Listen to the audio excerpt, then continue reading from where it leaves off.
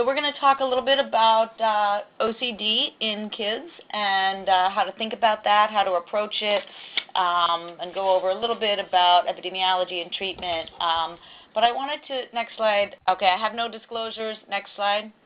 We'll talk a little bit about the difference between normal rituals, which are quite extensive, as you guys I'm sure know, and OCD symptoms. Think about what's different between OCD symptoms and from some other childhood onset psychiatric challenges, and then go over some of the core elements of treatment for pediatric OCD. Okay, next. Okay, so there are a lot of rituals that kids go through, and really we begin to see these emerge in the toddler years.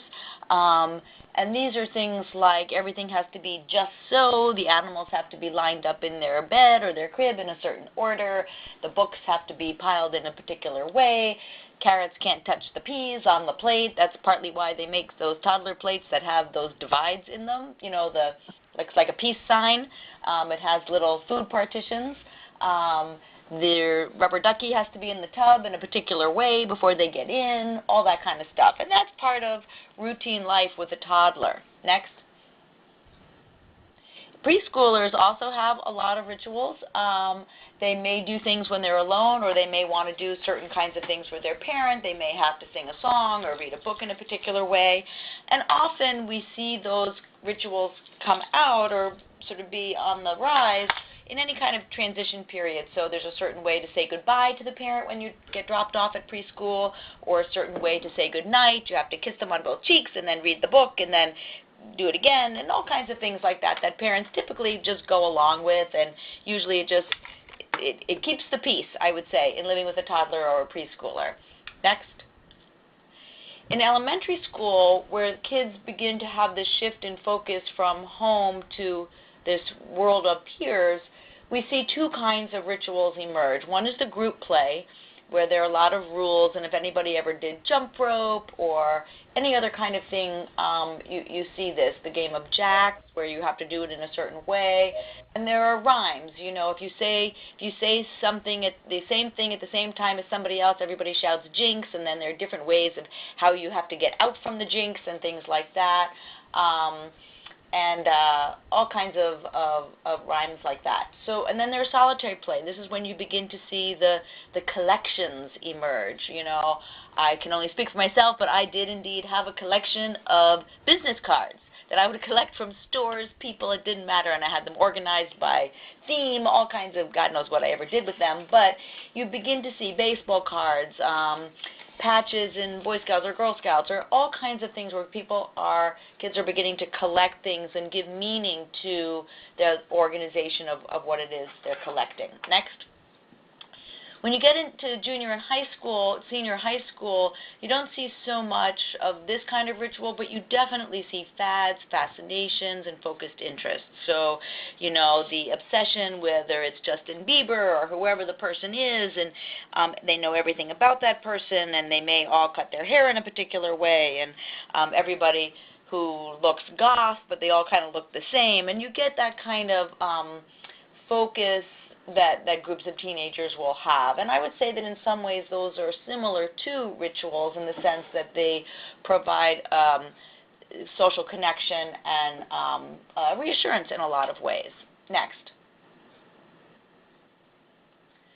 We also see a lot of superstitions, you know, good luck, bad luck object, a rabbit's foot, a four-leaf clover, people who don't want to think about something positive happening because they don't want to jinx it, or safeguards from harm. You know, if I spit 3 times and cross my fingers, everything good will happen. And wishes, you know, starlight, star bright, first star I see tonight, wishing on a birthday candles, step on a crack, break your mother's back. All that kind of stuff is normal childhood superstitious stuff that we've probably all done small, medium, or large versions of. Next.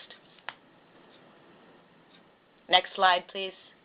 From a cognitive standpoint, we do see a difference for the little guys versus the older guys, and that has to do with the absence of causal understanding. That, you know, when you're little, you don't really understand logic, and so superstition seems totally fine. You know, if you step on a crack, maybe it could break your mother's back.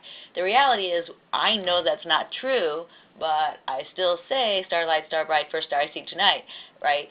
I'm willing suspension of disbelief to a certain extent to maintain some of those rituals and superstitions. So I will not share my age, but I am old, and I still, on the first day of every month, I still say rabbit, rabbit out loud, just because you never know. Okay, so we each have those little things that we probably are still doing. And then there are settings where you see those things happen. So in exam time, people like to sit in the same seat or use the same pencil, or nobody uses pencils for exams anymore, but, you have to have the right environment to feel really good. And I would say competitive sports teams and coaches love superstitions, because anything that gets people bound together and feeling energized, so nobody's going to cut their hair until the end of the season, or you hear about people wear their lucky underwear or whatever it is. All of those things are actually very common and socially acceptable. Next slide.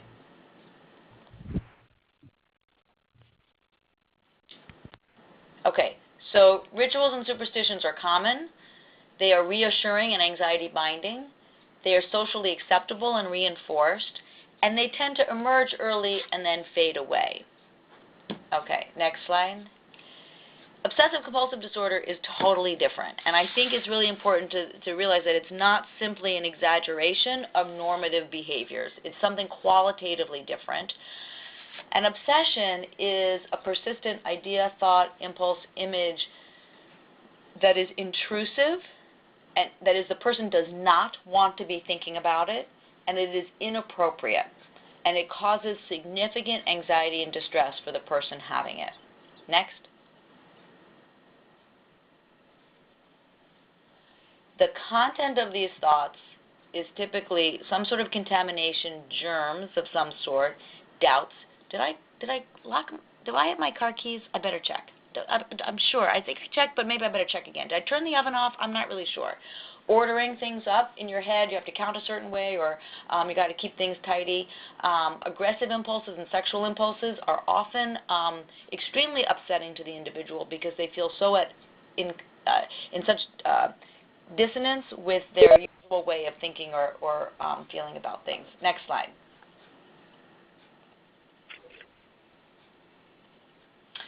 When somebody has obsessions, the response is to try to ignore, suppress, or neutralize in some way this upsetting thought in their head. Next. Compulsion, this is really important. A compulsion is a repetitive behavior, the goal of which is only to reduce anxiety or distress. The behavior itself does not and is not designed to ever provide pleasure or gratification. Okay? And it is typically excessive and can be quite unconnected to what it was designed to neutralize or prevent. Next. So these are things like washing, checking, counting, repeating, anything that is an actual behavior. Next. So obsessions and compulsions are uncommon, they're distressing, they're time-consuming. Next. They interfere with developmental tasks, and they increase over the course of childhood into young adulthood. So next slide. So when we think about the time course, the age of onset and the trajectory of the time course between OCD and normative rituals and superstition are opposite. One has an internal experience that's reassuring, one is distressing. One facilitates social connections, and one leads to greater isolation. One is done in public, and one is done in private. So they're really very different, and it's important, because often people will say, oh, I'm so OCD, and that is just a little pet peeve, because that is a terrible thing to say, because it's not meaningful, and that's not what they mean. They probably mean something else, but we can talk about that later. Okay, next slide. Okay, so if you're wondering, or if a family is wondering about what on earth is going on, these are some of the things we see parents describing in youngsters who may have OCD. So large blocks of unexplained time that they're doing something alone. Their homework, getting dressed, in the bathroom. They may be doing things over and over again. Constant questioning of their own judgment, needing a lot of reassurance. Simple tasks taking longer than usual, and maybe that's because they have to get it right, or it's not right, so they have to do it again and again. perpetual tardiness, typically because they're doing something that is slowing them down. Increased concern for minor things and details, which is usually connected to severe and or extreme emotional reactions to small things. So a change in the routine or plan that interferes with what they need to do to keep their anxiety at bay can lead to a catastrophic reaction. They may not be sleeping properly. It may be because their bedtime ritual has become so complicated and they're so worried about something that they can't sleep well. They may be staying up late to get things done because they have to get it just right. They may have a change in their eating habits because they're suddenly concerned with germs, choking, something like that. Daily life can become just exhausting, and they may become very irritable and or have trouble making a decision because they don't want to make the wrong decision. Next.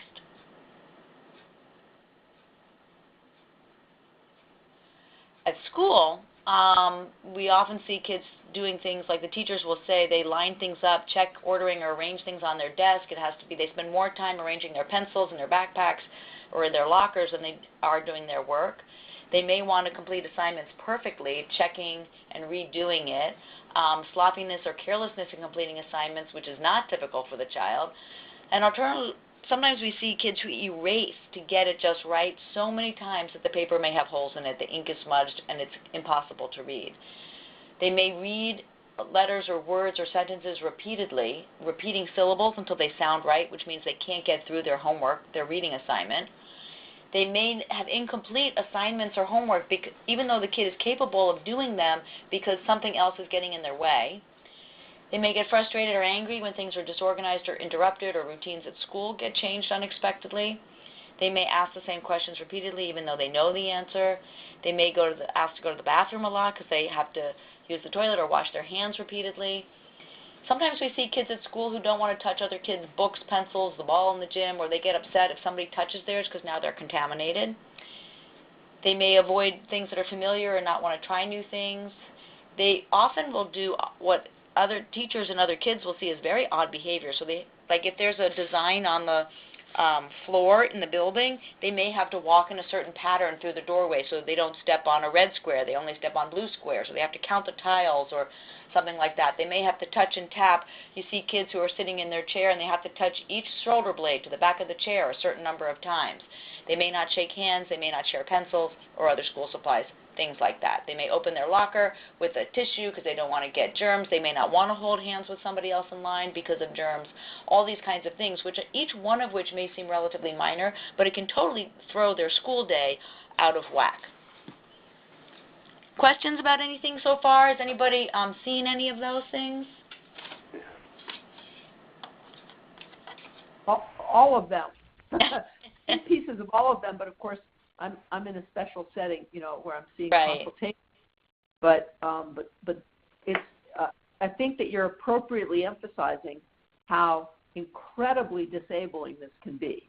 Absolutely, and it can be fairly rapid in onset as well. The kind of gold standard really, as from an instrument standpoint, is the YALE-BROWN Obsessive Compulsive Scale, commonly called the Y-BOCS, and it really tracks time spent on the obsessions or compulsions, interference from the obsessions or compulsions, and distress over the obsessions or compulsions. It's a 70-item questionnaire that is clinician administered. First developed in 1986. Fifth revision, which I think might have been the most recent one, was in 2007. There are versions of it where a youngster and a parent do their own report. Those forms of the tool, however, are not validated. So you have to take them with a grain of salt if you use them. Okay. I don't believe that it's in the public domain either, which is a little bit of a challenge. No, I think it is. Is it in the public domain? Okay, so then it's freebie and everybody should use it. Or at least I think it's helpful even if you're not going to use it, because it is a clinician administered, it's 70 questions, whatnot. But to read through it and familiarize yourself with what the questions are, I think it can be helpful to put words to how do I ask about this topic. And I think that's helpful as PCPs to sort of have some language, have some questions that may highlight, maybe this is an OCD kind of problem. In terms of differential, I think the things to really be thinking about is we definitely see kids on the autism spectrum who have repetitive behaviors and may be preoccupied with things. I think that there are sort of key differences. One is that the focus of OCD, compulsions, and obsessions typically changes. One day they may be worried about something. 6 months later, they may have a totally different obsession. So not only do the presence of any obsessions and compulsions wax and wane, but the content of what those obsessions and compulsive behaviors are about will change over time. That's a little bit different. And in autism spectrum disorder, we tend to see kids have that dinosaur preoccupation for quite a long time. And you don't see it wax and wane, and you don't see it shift quickly to another topic. Kids with ADHD and really anxiety, other anxiety disorders as well, as should say, can appear inattentive and off task, as a child with OCD can when they have internal distress from their obsessions, or somebody just touched their book or touched them as they walk past, and now they're preoccupied that they might be contaminated. So they can look similarly off task or distracted, and so it's important to think about ADHD when you're wondering about this. And then sometimes we see kids who have these sexual images, there's thoughts that come into their head. Sometimes people will mistakenly think that, oh, that child must have been abused, that's why they're having these thoughts. And while we never want to miss the situation where a child may have been abused and maybe having traumatic difficulty, we also want to be mindful and aware that sometimes this could be a sexual obsession. It makes adults very uncomfortable when kids are having thoughts like this, and kids know that, so they often don't talk about it. But I think we need to be mindful that to keep OCD and PTSD sort of in the differential with each other about what could be going on. Next slide.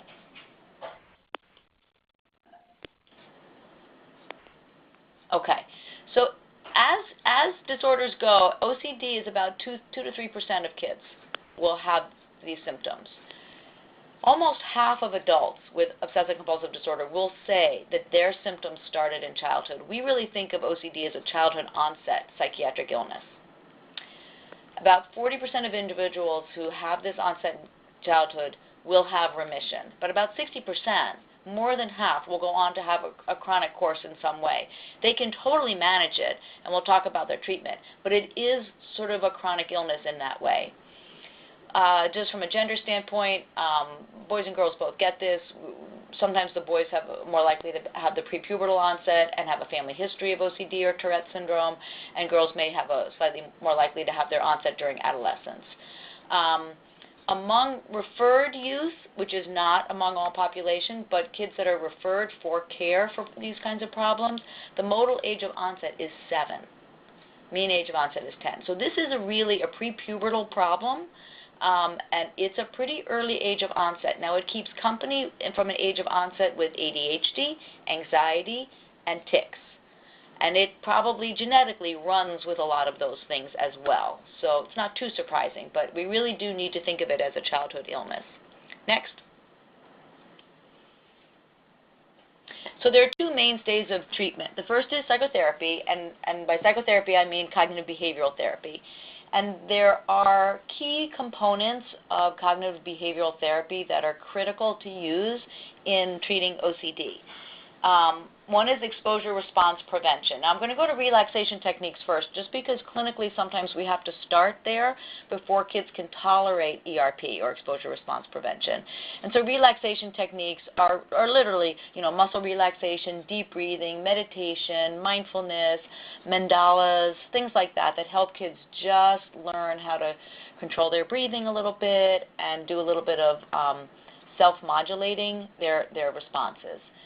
Exposure response prevention has 2 components, right? It has the exposure, which is intentional exposing oneself to the thought, images, objects, or situations that will knowingly increase the anxious feelings or lead to obsessive thoughts. And then the response prevention, which is basically blocking, forbidding the person from doing whatever it is that they typically do to reduce that anxiety. And so that takes a lot of practice, and you do that with the therapist to start, with the goal being that you can begin to practice that on your own. Typically, you do this with 1 or 2 specific behaviors, and then hopefully you can begin to generalizing it. And in the language of how we talk with kids in CBT work, is that a lot of times these kids can feel almost terrorized by the OCD thoughts and behaviors, the compulsive behaviors. And so we talk often about OCD being a bully, and you have to stand up to a bully and say, I'm not going to do this behavior. I can tolerate this anxiety. And some of the examples of exposure response prevention are we do things like, this is going to sound gross, but we do it. We make kids lick the bottom of their shoe. We make them go into a public bathroom and touch the toilet seat. Doing things that in some ways are gross, but nobody's going to die because they touched the toilet seat, and nobody's going to die because they licked the bottom of a shoe.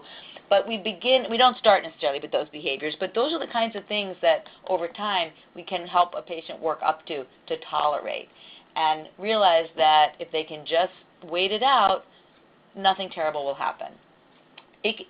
Typically for OCD, it may be as many as 20 CBT sessions to get through a lot of the work. And there's a lot of homework, and families need to be part of this, because often what happens is families can unintentionally begin to reinforce the maladaptive response to the anxiety. So the most extreme example I came into contact with clinically for this was a youngster who had a lot of germ obsessions and would spend hours in the shower every morning because she had to wash just right to make sure she got the germs off, but then maybe she didn't do it right, so she better do it again. And that would happen over and over again in the shower, and she literally would spend hours. And each day she would actually use up all the hot water in the family's hot water heater. And so it would need to be reset. The place in the house where the hot water heater was reset, however, was behind the refrigerator. So each day for a while, the family would have to the father would pull the refrigerator forward, reset it, and push it back. The family's solution was to move the refrigerator so they had easier access to the fuse box. That's probably not the optimal intervention. The appropriate intervention would have been to begin to limit the showers. So families are trying to do the right thing because it can cause unbelievable distress and often these catastrophic responses if you interrupt or set limits. And so it is really important to support families because it can be very challenging when you start to put some limits and boundaries on some of these very maladaptive compulsive responses. Questions about any of that or any other experiences people have had? I see you're going to talk about medication in a minute, but I wanted to ask a question, Emily, about when you said help them learn to wait it out. Is there, we know that, for example, for temper tantrums, that typically the rage of a temper tantrum is gone within 4 minutes. Like there's 2 minutes. 2 minutes? Well, it's really gone in 4 minutes, right? So it peaks and then goes away. I'm wondering. This will last much longer. Yeah. Is there any like, because it's helpful to tell parents about the fact that the tantrums peak and go away within 4 minutes. Right. Also helpful in distinguishing them from bigger rage behaviors. But is there anything like that when it comes to the upset about facing your obsession and waiting for it to pass? Is there something like that that's comparable for OCD? No, not in terms of number of minutes. No, it really is more variable, and I think it can cause distress. Kids with GAD and other anxiety disorders can stay distressed for a longer period of time, right? They're going to be more sensitive kids. It isn't that kind of a quick flare. This is much more distressing, and it can persist, and so they can, depending on what it is they want to do or aren't being allowed to do, it can last a lot longer than 2 to 4 minutes, for sure. So when you're doing this exposure, I'm sure the therapist would sense how long they can keep the person right. Well, in that. you start, often you'll start with creating, like you do for a lot of other anxiety disorders, you may create a fear hierarchy, sort of what is minor versus what is the absolute worst thing you could think of, which is, say it's a germ, what if somebody in the next room, you hear them sneeze? That could be, well, I'm going to worry a little bit, especially if I have to go in that room, but if there's like a steel door between us and we're never going to touch, I could probably handle that.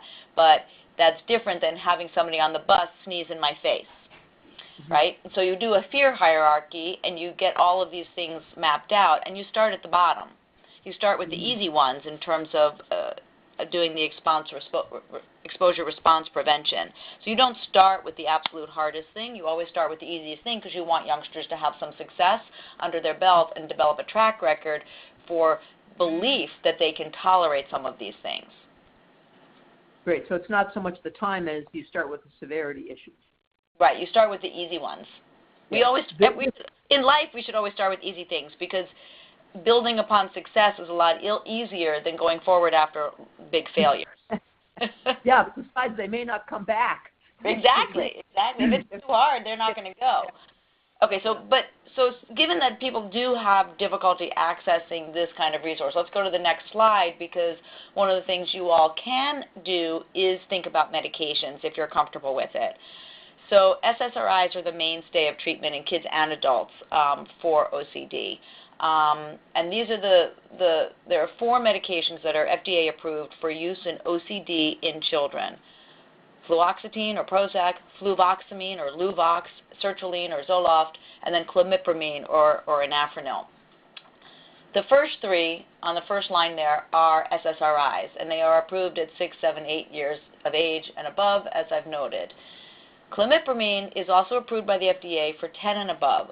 Clomipramine is not an SSRI. Clomipramine is a tricyclic, and that makes it a more difficult drug to use and a more complicated drug to use, and is not considered a first-line drug.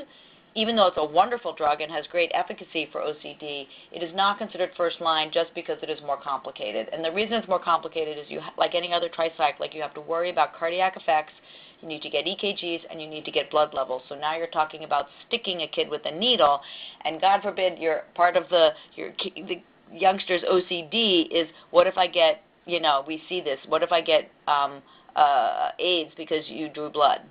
What if I get contaminated by the needle? So we really try not to go to clomipramine until it's demonstrated that we need to, because a lot of kids just don't tolerate getting needles drawn, blood drawn. It can take longer for the meds to work in OCD than in other anxiety disorders and depression, so 8 to 12 weeks. Sometimes we'll say 6 to 8 weeks or 8 to 10 weeks for mood or things like that. So just be aware of that. And then typically we have to use higher doses of each of the medicines to get an effect for OCD than we use for depression or other anxiety disorders. So we would never use fluoxetine 80 milligrams for depression or generalized anxiety disorder, but we do for OCD. It just requires a higher dose of medication to get a benefit of the meds. Okay. My guess is that people are probably less familiar with fluvoxamine. It's an older SSRI. You can dose it once a day or twice a day. Often a lot of people will do. You're probably just less familiar with that than fluoxetine or sertraline. And there's no need to, they're all fine to use, so pick the one that you're comfortable with. Some of our kids, though, are very little. We do use fluoxetine or sertraline in littler kids just because we do see kids who are under 6 sometimes that have this. Both of those will come in liquid, and you can dose it even lower. The youngest I've ever used was in a 4-year-old who had terrible compulsive behaviors, might have had obsessions, but it's very hard to get at that in a 4-year-old. And I used 2 milligrams of liquid fluoxetine. So you can titrate down. You might want to sort of call into one of these sessions and just get some consultation, but for 6, 7, and 8-year-olds, you should be able to use any of those medications. Have people ever used them for this situation or have questions about it? Actually, I've used a lot of both because we don't have a whole lot of options for treatment. Mm-hmm. Has it been with therapy? Sorry? Has it been helpful? Have you found it work okay? Yeah, I think it takes the edge off so that they can concentrate on trying what they need to do to work with the therapy, because sometimes they're just so out of control with fear and anxiety that you're not going to get anywhere because they won't talk to the therapist, or they have such a strong response that they're in tears and the parents are like, we can't do this. Yep. So I think it does help take the edge off of it. Yeah. My problem is always how long to leave it on, I know that, for depression you're 6 to 12 months, but for OCD that's lifelong, and I have significant concerns about leaving young kids that start young, that need it, obviously, on it through their teenage years and on to adulthood. I mean, if you were diabetic, you would need treatment. So if you have severe OCD, you need treatment. But does that down-regulate your receptors for later in life, and is that something that's been studied? So really good question. I would, oh, sorry, was there something else? No, I just said good question. Oh. I think that there are a couple of things. One is that I totally agree that often we need to use the medication to allow a youngster to tolerate the CBT work or any other intervention, even just sometimes relaxation techniques. I do try to encourage a family to think about, we don't know if this is going to come back or not, okay? It may become a chronic illness. It may not.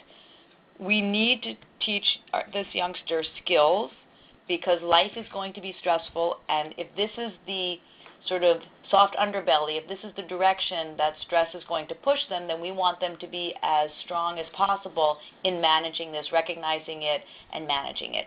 So the skill building is really important.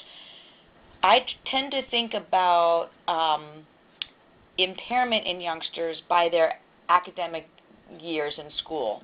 I don't want a youngster to lose a year in school. So I like to see stability and improvement to last me through a whole academic year. So say it's what is it, June now, say I started somebody over the summer, I would keep them on and think about taking them off the medication a year from now, because I want them to have a whole successful academic year. So I don't think about it as 6 months. I tend to think about it as a school year. So let's have a good successful school year under your belt before we think about it.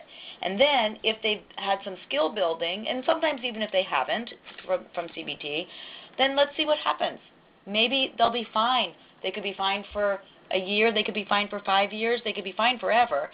If it comes back, then we know what to do, right? We know the medicine was helpful before. We can restart it. We can try again, do some booster sessions of CBT and get it back under control. I think that if you've done that twice and they need the medicine for a third round, for me that says, you know what, we probably need to keep you on it now. You've kind of earned the right to stay protected. And that's how I think about depressive episodes as well.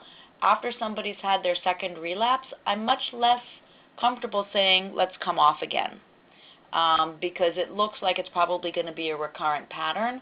And there are some people who are very, very able to notice it very early and get back in treatment and do all the right things, but they're probably the minority of people who have recurrent illness. And so I'm always weighing the risks and benefits from what does it mean to stay well and stay on the medicine compared to what does it mean to risk a relapse and be off medicine. And I think those are important conversations to have with young adults and adults about what does this mean for you and who else does it impact, and are you able to do your daily functioning things if you come off the medicine, and what does it mean to not be functional for you, and to have that kind of complicated conversation just as you do with somebody who has a chronic medical illness, that really you're concerned about what it would mean to not take their antihypertensive or to not take their oral hypoglycemic on a regular basis. There's sometimes we talk about role induction and what it means to be a patient, if you will, and how people can begin to wrap their head around that and see that as part of self-care rather than as something in a negative. I don't know. Does that make sense? Yeah, that makes sense. And one of the other things, though, that I have found a couple times is when I've left them on for a while, taken them off, and they've had a relapse, and we put them back on, it doesn't work again. So then we have the problem of why is it not working when we had that dose and time from before, and then what do we do? Because then you start hopping different meds, because then you get afraid to even stop because it won't work again. So I don't know if you've had that too, but I've had that quite often. So I'd want to understand what a patient or family means by it's not working, okay? So the medication should be working, but sometimes there's a misalignment between what they think the medicine will work on and what the medicine will actually work on. Sometimes there's what sometimes I'll call a behavioral crust that forms around the disease. So the medication fixes the disease, but it does not fix the behavior or the patterns of interacting in the household. So the family will say, it's not working anymore. But it's because they're expecting medicine to work on a non-medicine responsive problem. Actually, I see it more in the distress of the child, not so much the distress of the parent. So if the child had problems with some obsession that was really getting in the way of his daily living, and you could tell with your follow-up that it actually helped dull that anxiety, and then the next time you put them on it and give them the correct amount of time to wait, it still didn't dull the anxiety. So a couple things to think about. One is just to go back to your formulation. I know I do this all the time, like, maybe it's not working because I'm wrong here. And just say, again, in this age group, could there be a different disorder going on that's emerging now that it's overlapping? OCD can keep company with other things, so just to make sure that we're not missing something else. I'd also wonder about, from a developmental standpoint, are they bigger now? Do they need a different dose? How do we think about that? Did we push it to the max before? Maybe we need to push it a little bit higher now. And then we need to get some more CBT in there, if at all humanly possible. Or switch to a different drug. Right. I think that's what I've ended up doing more than I'd like to, because I get comfortable with a few. And then all of a sudden we have to start upping a dose. You get calls from the pharmacy saying, this is a really high dose for this kid, and they're telling the parents, and it's kind of hard. Emily, yes? We're talking about our roles as doctors as confined to the medication, but for the milder cases, and if there's no CBT available, these concepts of response exposure are pretty simple, and starting, as you said, starting with something that they do easily. I think there's no reason that we shouldn't try some of those things. I certainly if they're in distress and there's CPT available, you get them there. But I don't see a reason that we couldn't do some of that without a manual even. What do you think about that, Emily? Do you ever do that yourself? Well, I mean, I can do CBT, but I guess it's people just need to know what the skills are, what the limits of their comfort is, and what they're going to do if it doesn't work. So you want to go into it with a clear algorithm of where you're going. It's fine to do these things as long as you have time to follow up and keep track of what's happening. Well, yeah, no, you want to follow up, and I'm not really encouraging people to do it, but we're talking about people who don't have access to CPT. Yeah. You just have to know what the skill is and really understand what that is that you're asking people to do, and then know what to do when they come in and say, this happened or it didn't work, and things like that. Right. Right, and John March's manual is pretty accessible. Yeah, great.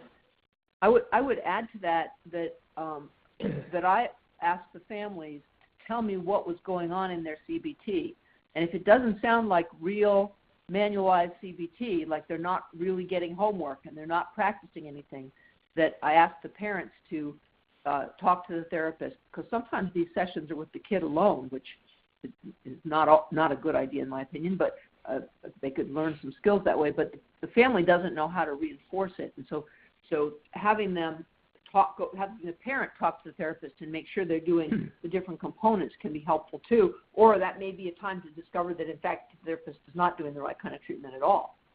So it's good to check on it. You just can't assume that therapy is not one size fits all at all. Absolutely. I see you have another slide here on talking with families. Are there this you'd was like just, to talk you about? know, I think because often these are very internal experiences, parents may be very surprised and potentially upset to hear the content of the obsessions and compulsions, especially if they're aggressive or sexual images that the youngster's having. That can be very upsetting to hear. It is highly treatable, but it can be a chronic illness, and we have to talk through the role that therapy and medications play. Families, I think, should consider talking with the school so that parents, schools can be alert to two things. One is whether the kids are being teased about some of their behaviors, but also not unintentionally facilitating the maladaptive response, right? We want them to help set limits and be on board with that. Parents have to learn how to prepare for and anticipate changes and what that's going to do to their youngster who may not like change. And they have to create a supportive environment, acknowledging that these kids are really suffering, but that the OCD can't be in charge. And so you have to set limits while still being sensitive, and you want to keep the routine as normal as possible, and to be aware that the tendency that most families have is to try to accommodate just a little bit and then just a little bit more, because it's so painful to watch their kid feel distressed. And that's a learning curve for most families. Right, how much to stress your kid. Just like we see parents have trouble learning what appropriate limit setting is with toddlers because they've spent so much of their time trying to encourage and nurture their toddler that when it gets time to set a limit, it's hard to do. Well, it's even worse in a case like this. Exactly. I don't know, can you speak a little bit about the OCD symptoms that sometimes come from stimulant medication in ADHD? And also, if we have time, or if you want to say anything about PANDAS. Right. Sure. So stimulants do not cause OCD. They do not cause OCD symptoms. Stimulants can cause hyperfocus, repetitive behaviors, things like that, but it is not OCD. OCD specifically means an intrusive thought that they don't want to be thinking that causes distress, to which they may have a behavior component designed to reduce that distress. But that is not what happens with stimulants. Kids can get overfocused, have repetitive behaviors, can get rigid or dysphoric, but it is not OCD. So my general approach to that is to decrease the dose or change to a different medicine. Yeah. But of course, OCD can be comorbid with ADHD too. So sometimes it makes it a little bit tricky to know where you stand. It can be, and I think a lot of times I will, for any of the anxiety disorders, my preference, if I can, is to try to treat the anxiety disorder first and see what's left over, and then to use some stimulant. If I get that kind of response with one stimulant, you switch to the other class of stimulants.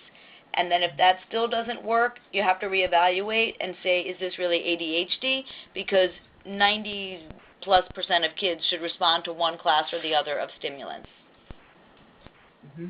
I hope everybody heard that loud and clear, because I think that's terribly important. And it can be confusing as to whether you're dealing with anxiety or ADHD. Anxiety is the most commonly mistaken diagnosis, where the diagnosis is really anxiety, and that people think it's ADHD when it really isn't. So I think that's very important. Have you found any medications that seem to do double duty on the anxiety component of the OCD? Say again? Have you found any medications that seem to help better with the double component of trying to treat anxiety and OCD at the same time? Well, the SSRIs are FDA approved for other anxiety disorders as well. So, I mean, it's the same drug. So, right. And CBT is going to hit both things as well. So, I've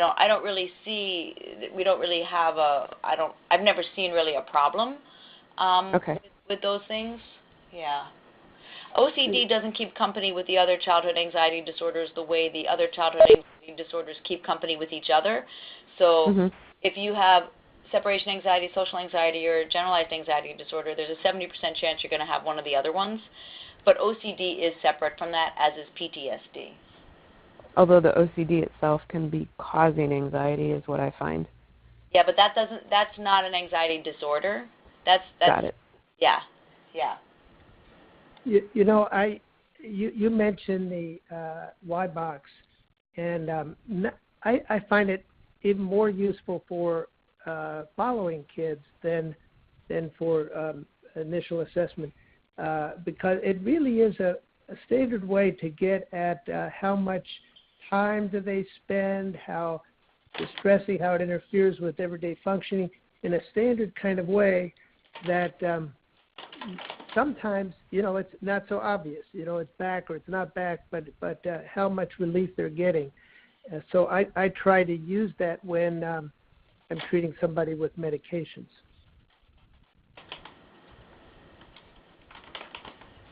And there is a shorter scale. I think anytime we're using a scale at the beginning of treatment, we need to use it as we move through treatment to keep track of whether we're making any progress. Yeah, kind of a monitoring scale. Absolutely. Now, I know you take care of kids on the autism spectrum, Emily. Do you take a different approach to medication for the do you actually treat some of the obsessive behavior that's present in kids on the autism spectrum the same way? Question. I think it can be hard to get at obsessions and compulsions in an autistic youngster, depending on their level of functioning and their ability to put into words some of their internal experiences. But obviously, we, you know, as everybody could see, we definitely see kids with autism having perseverative behaviors that get in the way of them doing their developmental tasks. SSRIs are often used to try to soften that up. Whether they have OCD can be harder to say, but from a treatment standpoint, we may or may not be able to do CBT, but we absolutely do use SSRIs to try to melt that a little bit and make them, you know, introduce a little bit more flexibility. And would you like to comment on dosing in those kids? You know, kids with autism are a little bit less predictable in how their brains will respond to medications in general. So it's probably not, because we can't really always get at whether they're having true obsessions, people will often use lower doses because it's not the same as OCD, it's part of the autism itself. So people tend to probably use more routine anxiety disorder doses than full OCD doses, but I don't know if there's literature that tells us what to do there. Yeah, I think fair enough, and the literature is very difficult because one autistic kid is more dissimilar to another autistic kid than some of these more typically developing kids. Right. And any last words on PANDAS and whether you would take a different approach? Yeah, so I think PANDAS is not agreed upon as something that we should be thinking about clinically. I think, are there probably rare instances where there is an acute onset strep infection followed by an acute onset burst of OCD? Maybe. How do we treat that? Well, you know, you obviously have to treat a strep infection, but those kids still need an SSRI and CBT. The risks of things like plasmapheresis and immunoglobulins are so high. There's not good data that says that should be used except in very, very extreme circumstances. There's a lot of disagreement in the field about it, and I think that it is always safer to assume that a youngster has had a strep infection because they're so common, and now they have OCD. The typical presentation for kids who probably have that neuropsychiatric syndrome is unbelievably like within minutes onset of severe debilitating OCD symptoms in a kid who never had anything before. I've never seen that, actually. Families can retrofit history, however, so we have to be careful. But I think it would never be wrong to assume this is garden variety OCD and treat it that way, and see what happens. Titers are very complicated. Yep. That's my thoughts. I don't know if you guys have a different approach or. No. That sounds exactly what we've been thinking about too. Right. Yeah. And of course, all of the family behavior changes when the parent attributes it to strep, right. or has their own anxiety about the physical illness part of strep right. infection. It right. complicates I think what's particularly hard, we talked earlier a little bit about the idea of not allowing OCD to be the bully and pushing back, and sometimes some families will reorganize around pandas as the child is just a victim of a terrible disease. They don't have any responsibility to contribute to their getting well. And that's a very unfortunate stance for any patient at any age and any illness, because the reality is when you have any disease, you also have a responsibility to do your part to get well. And that is the rights and privileges of a disease give you permission to miss things and not hand in your homework or do your work assignment, but the responsibility of having an illness is to do everything in your power to get well. And sometimes we see families who view illness as an absolution from any responsibility to get well, to try hard. And that creates a very challenging position for us all to be in when we're caring for families. Yes, even with this perspective that you reviewed and we agree on, I'm feeling that when you see someone who has OCD and you diagnose it, talk to them about it, we probably ought to be the ones to bring up pandas, because they're going to bump into them in cyberspace, and to give the perspective that you clearly related. Well, Emily, thank you so much.